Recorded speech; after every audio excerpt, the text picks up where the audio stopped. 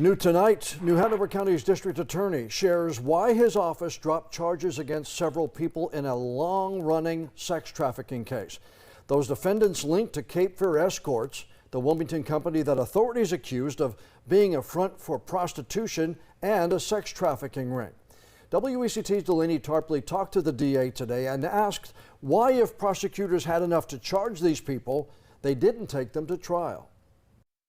6 people charged in connection to a prostitution and human trafficking investigation, now off the hook. Tuesday, the district attorney's office announced the charges for Christopher Arrowwood, Chandler Anderson, Dustin Anderson, Michael Snow, Jesse Bright, and Jennifer Jones were dismissed. We looked at it and determined that we did not believe that we had sufficient evidence. District Attorney Jason Smith says to charge someone, you need probable cause. In other words, that it's reasonable to believe a crime was committed. He said over the years, the evidence in the case changed.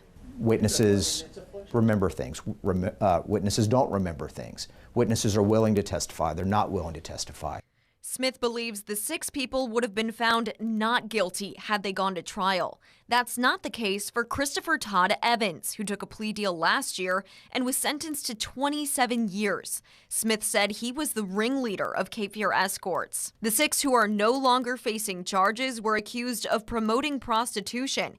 Evans was the only one charged with human trafficking. Hearing his conduct and what pain it caused these victims, it was satisfying to see justice for them. Smith says he's aware there are questions in the community about why the charges were dropped after 3 years. He says despite community concerns, he dropped the charges for one reason: not enough evidence. We're not in the pockets of anybody. I work for this community.